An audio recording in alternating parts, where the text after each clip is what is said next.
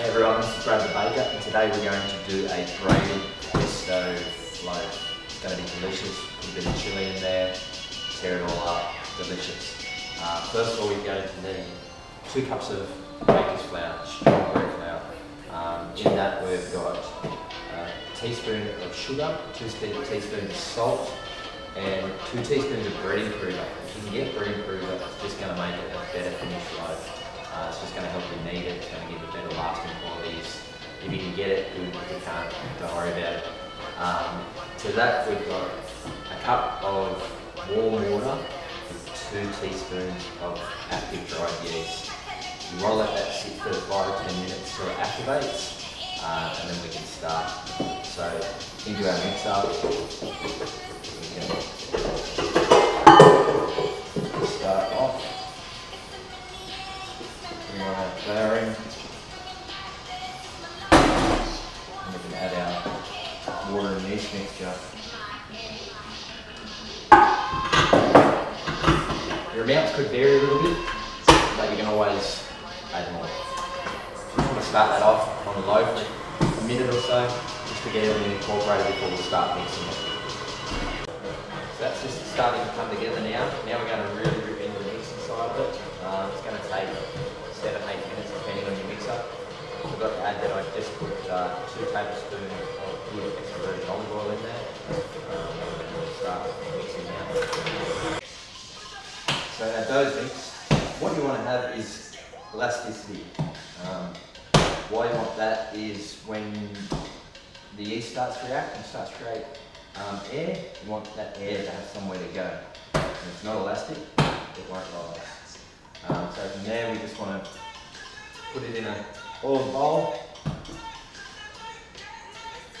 cover it with cling film, and put it in a warm spot. You want to leave that there for about an hour, put the bubbles in size, and then we can keep going. Hey, so we've let our dough rest for about 45 minutes, an hour or so. At this point now, what we want to do, we want to get our oven on.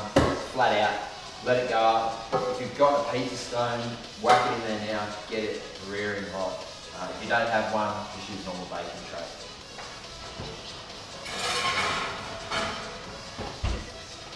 So what we want to do first, a bit of flour on the bench, and tip our dough out.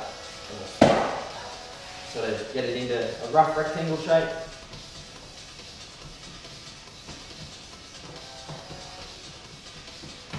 And we're going to start rolling it. You want to make it about 18 inches wide, about 12 inches deep.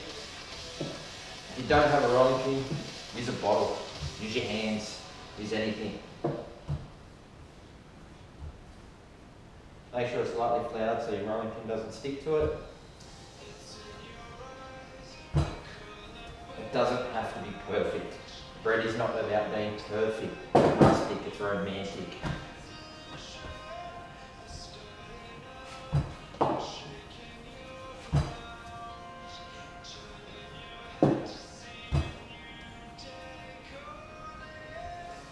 So that's roughly the shape I want it. There's no rules. Now we want to get our pesto out. You can buy store-bought pesto. If you want to make it, even better. Just get the best that you can. You're eating it, so why not make it the best that you possibly could. So we just want to get that out. We want to spread it out all over it. You want to leave a little border around the outside, about 3 centimetres or so. It's just going to help us later on when we're trying to roll it up.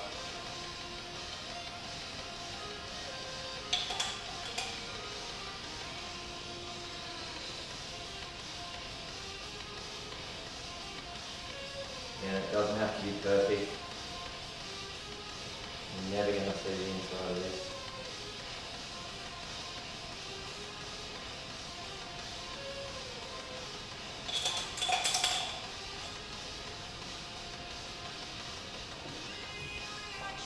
And then what I like to add to it as well is just some chili paste.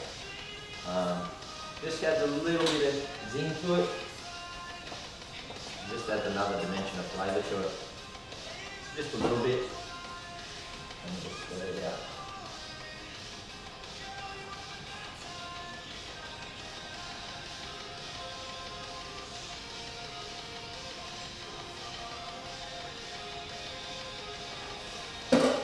Alrighty, to that as well, we'll just add a little bit of parmesan now, just freshly grated. And again, the best cheese that you can afford.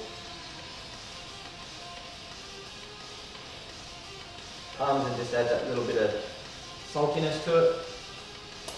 And we'll add some more to it later anyway. Okay, so now what we're going to do, we're going to start rolling it up. So basically just start at one end and just make a little lip. And we're going to start rolling. You want to keep it as tight as you can. Just going to give you nice little swirls in it later.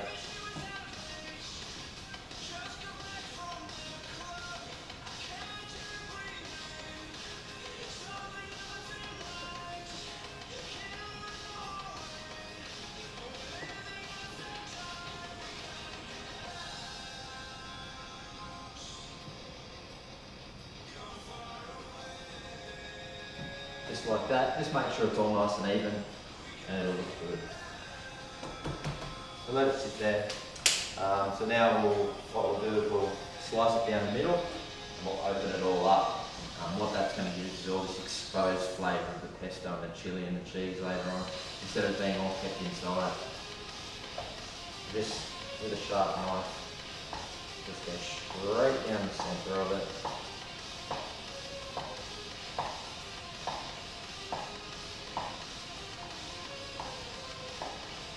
Just like that, all the way through.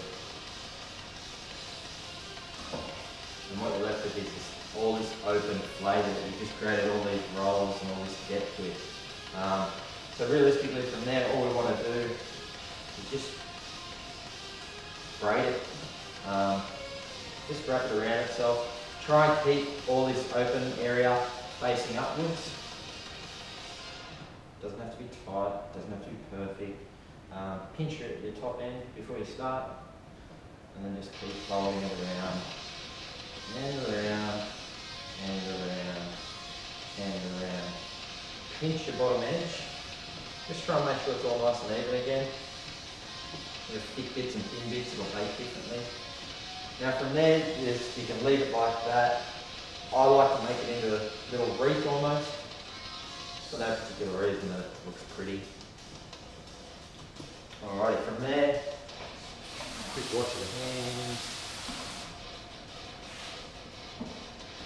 And what we want to do now is we want to get it onto a tray, just with some baking paper underneath it. It's just going to make it easier later to transfer it onto the hot stones.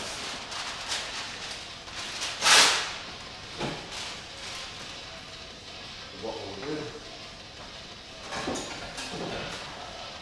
something to sit it on top of while we're resting it, and basically you want to get it on there, get it all sitting there nicely, and now is when we'll dress it again with a bit more parmesan. So be generous at this point.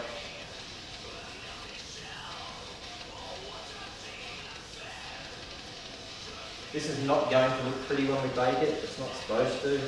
You're going to get dark bits, you're going to get light bits, the cheese is going to colour, the chilli's going to colour, the pesto is going to colour. It's not burnt, it's just starting to caramelise. So at that point there, we're good to go. We'll give it another rest, about another half an hour, and just let it sit there and let it start to prove again. Then we'll come back and we'll bake this to the side. Okay, so we've let our bread rest for another half an hour, 20 minutes. So now it's ready to bake. So I've turned the oven back down to 200. The heat's in there with the stones hot, and now we can get it in there to bake.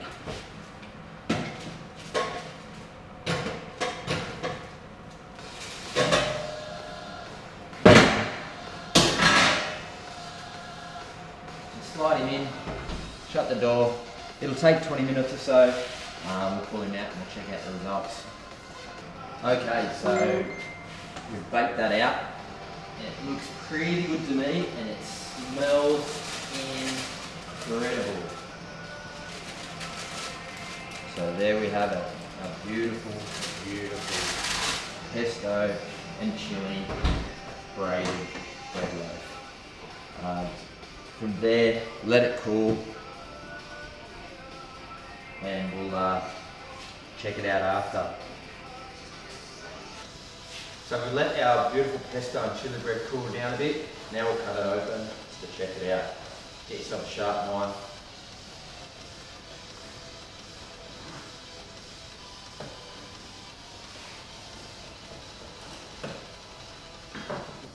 As you can see, we've got all these beautiful, beautiful layers of dough and the chili and the pesto mix. I'm going to dig in.